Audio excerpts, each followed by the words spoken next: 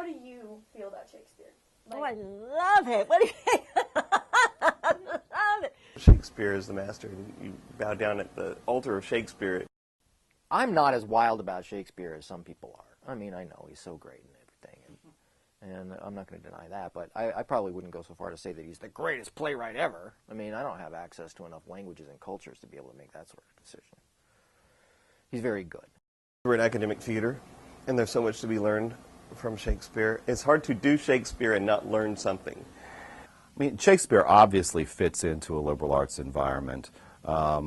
It's classic. It's English. It doesn't have to be translated, although there have been those who said, can't we translate it into modern English? No. One thing that I think I like the most about what we do here and how I feel and how it fits with what I feel about Shakespeare is we don't mess with the text.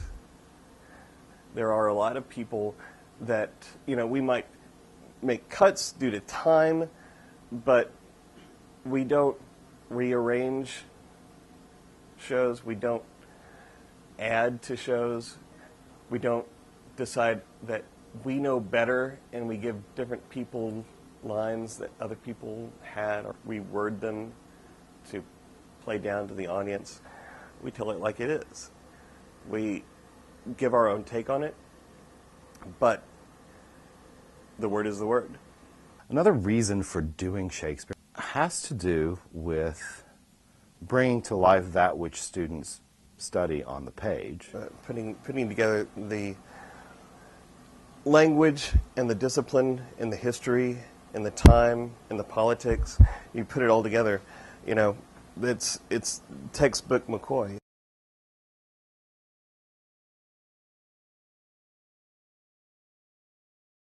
Some of Shakespeare's works are more accessible than others. And so, for example, we can do a Romeo and Juliet. We can do a Tempest. We can do a Midsummer Night's Dream. But there are many other fine plays credited to that playwright that are not given the same kind of production possibilities as others. And I think for us, again, at a College of the Liberal Arts and Sciences, to be able to address some of the lesser-known works, if it suits us at that time, then we do it. So thus we have done Love's Labour's Lost, Two Gentlemen of Verona, Cymbeline, shows like that that are not what a producing organization that is producing for the big bucks would necessarily choose. When we have those opportunities and we have the right people for it, when we can do something different, and when we have someone that sees a time that something can be done to see it in a new light, something that isn't normally done, and especially if it's Shakespeare, that's the right time to do it. Because it speaks to every generation that comes through. There's something in every play. I love when there's something going on in the world and you can look at a theater magazine and you see how many people are doing a play. All of a sudden everybody's doing Hamlet, or all of a sudden everybody's doing the Scottish play, or all of a sudden everybody is doing the Tempest, or all of a sudden everybody's doing... Why? Because there's something in that play that is speaking to a time. It's about the end of somebody laying their powers down with Prospero, but I also think it's also about the new beginnings, laying over a life and starting new beginnings of the young people and coming back into a different world. There was a collaboration of community, student, and faculty all involved, which I think was sort of set the tone for the beginning of the theater itself. I did the set and costumes for Romeo and Juliet. Part of the take had to do with the fact that Romeo and Juliet were expected to live by what their parents had decided for them, whether they took their children's feelings into account. And that seemed to be sort of a current running through campus at the time. And so in our production meeting discussions, Cookie and I talked about this a bit, and that helped develop a color palette for the entire production, which is all you have to do is go out and look at the stone walls. Those were the colors we used for the production, the walls of the college. There were the colors and the modern clothing that you could see if you walked across campus of it, as far as the concept of the design was concerned. The Hamlet, the one that we worked on for an extended period of time, that's one where, this is where the Iraq War, number one, was first. We were really looking at things. The themes in Hamlet that we wanted to deal with were hold a mirror up to nature. And you hold it up and you see what you see, which is us. And if you hold the mirror up at the end of Hamlet, what do you have? You have a lot of dead bodies. A lot of war. A lot of jealousy. A lot of lies. That's what was going on at the time in our country. A lot of lies. And if we held the mirror up, if we looked at them, we could see. But in the same time, what was going on in our country was a need to laugh, a need to find something to hope, a need to get up tomorrow, have a reason. So for a year, we spent time, the cast was going out and talking to students about what was important to them, what made them laugh, what was silly, what was funny, what bothered them about the world, all of that. And then when we would deal with rehearsals, we would start making sure that was within the production. It's in the text. It's just we wanted to make sure we could pull it out in a way that could live. We worked on it for the year, but we worked on it out there, finding out what needed to be spoken out there on this campus. So it was good. We have done Shakespeare in a very traditional classical way, and we have done it in a very bawdy way, which is in part classical. We have a lot of fun with it. I have a lot of fun with it. We've done The Tempest. That was early on in my career here. And most recently was the Taming of the Shrew. Just those two, I think, since I've been here. And they were both radically different from each other. Happily, neither of those shows was rooted in a kind of traditional Shakespearean sense. And I was glad to see that.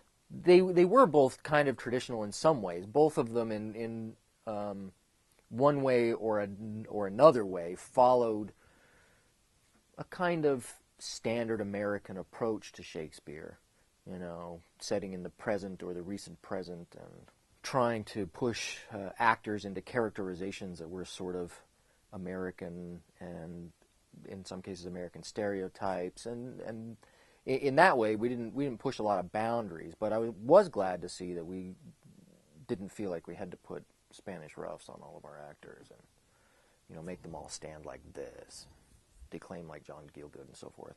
That was good. So it was not your traditional Hamlet, but we didn't change a word. There was a lot of silly humor. People don't think of Hamlet as having humor. There was a lot of silly humor. There was a lot of fun humor. There was a delightful battle that was, Claudius says you have to take Hamlet away, you know, and so there is this battle where Hamlet and his sidekick Horatio beat everybody. I mean, you know, they got guards coming at him and everything, and they're flipping them and they're throwing them, and we had this massive physical battle going on. And at the very end, you know, Hamlet and Horatio go, we did it. And Claudius comes in and everything stops. And we go serious. It's turning on a dime. But it was quite funny and then turned on the dime. We had a lot of music involved. The players were our sound effects. They made all the sound effects. They played the flute and then the drum, and the guitar. And it was just all so involved. Oh my God, the play within the play. We had a real rock opera. I mean, it was a real rock opera. It wasn't. Everybody always plays that to be so fake and so phony. No, this was a real rock opera. And the tension built with the drum. It built underneath to where the poison was going on and Claudia's scream stop. The tension was so intense in the audience. You could just see people going like this, waiting for him to scream stop. And and everything stopped and it was dead silence. That was just kind of pushing that edge, I guess, that I talk about a lot of times. That was pushing it. That was really pushing it. Two Gentlemen was the first show after Rubber Bridegroom that I had a chance to be in, and so I wanted to be in it. And the director, Buck Clark, was a large figure around town. But it was set in the 20s, and it didn't really work. And although I enjoyed it, and I was glad that I was a part of it, I'm glad I was able to do other shows. I did costumes for Love's Labor's Lost, and Gavin Cameron Webb, dear man, who was our guest director, was so patient with me. He wanted the show to be sort of Edwardian, and so I did a lot of study about what that era was like, and did my drawings and went to a production meeting, and it was so much fun. And then we had a dress rehearsal, and I learned the other thing that every costumer needs to learn, and that is you must read the script very, very carefully, because here we were, and there's a line about, oh, isn't she lovely dressed in white? And she wasn't dressed in white. So I had to throw some white lace on top of the costume so that it would look white. But, that's the way I learned. Well, it was unique because when Cookie's directing a show and she's willing to let you sit next to her, it's very intimidating, but you can't say no. I mean, when do you get a chance like that? And I played Puck, so I was on stage a lot, but I got to direct the mechanical scenes, and because I wasn't on stage then. But it was great fun. It let me really see how everything came together in the show. That was public, and people were coming and they were paying for it, and Cookie was right there, and you were on stage. It was a little bit overwhelming, but it was worth every minute of it.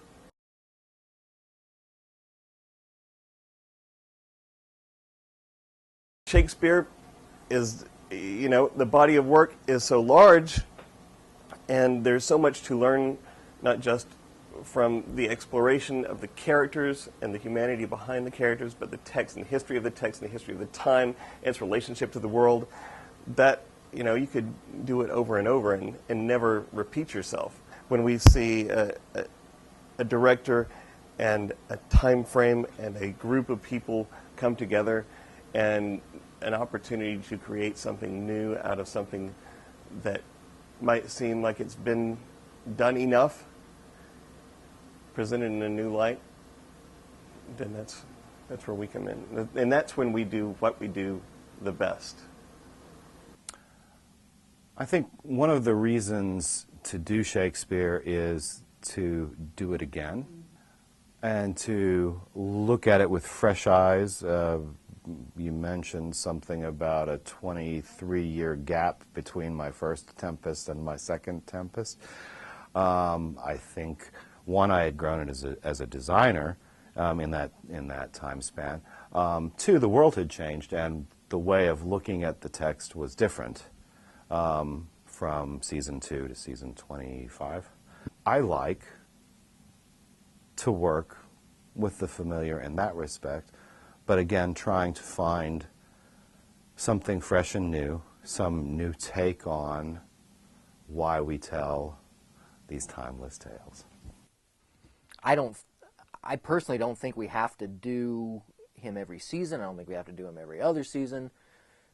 Twice in the last 6 years is probably pretty comfortable. I don't know. I mean, there's so many other things to do. I mean, why get? You're never going to exhaust the body of theatrical literature. Why do Shakespeare more than once in a lifetime when there's so many other things to do? I'm not unhappy to see him done, but we can do other things too.